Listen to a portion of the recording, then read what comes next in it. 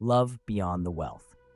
Julian Thorne, the billionaire owner of Vance Global X's vast real estate portfolio, lived a life shrouded in gold. He possessed the city's finest penthouse, drove cars worth more than small countries, and commanded attention wherever he went.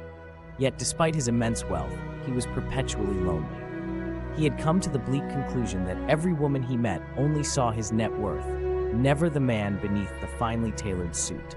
He desperately yearned for a partner who could love him and not his ledger. Driven by this profound need for sincerity, Julian orchestrated the most elaborate test of his life. He decided to disappear. He rented a dingy, one-room apartment across town, shed his designer wardrobe for faded, worn-out clothes, and let a scruffy beard grow. He became Rick Miller, a self-employed mechanic perpetually struggling with high debt, a broken-down pickup truck, and perpetually late rent. It was a harsh, gritty existence, but it was his only chance to truly be invisible. As Rick, Julian faced a brutal gauntlet of failed dates. He sat in cheap diners and coffee shops, pushing the narrative of his financial struggles, watching women flinch the moment they heard words like debt or student loans. They were polite for only a few minutes, their eyes constantly darting toward the exit, until they finally made a hasty excuse to leave. His faith in finding true love was almost extinguished. Then he matched with Sarah, a kind and grounded kindergarten teacher.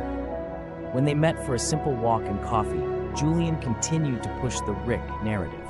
He sighed dramatically, confessing that he wished he could take her somewhere nice, but his rent was perpetually late. Sarah didn't flinch. She simply took his hand and smiled warmly. "We don't need money to have fun, Rick," she told him. "We have each other. A loving hand is worth more than a fancy cruise." Sarah's sincerity was a revelation. When her old car broke down and Rick rushed over, getting his hands filthy to fix it, she didn't complain about his appearance. She brought him water and thanked him profusely for always showing up. Julian realized he was deeply, profoundly in love with the woman who saw the goodness in his actions, not the size of his wallet. But the elaborate lie became an unbearable burden. He had to confess. He invited Sarah to a specific address, pretending it was his newly secured mechanic shop. Sarah arrived at a massive iron gate and texted him, confused. Moments later, Julian, clean-shaven, impeccably dressed, and looking like the CEO, Julian Thorne, emerged from the mansion.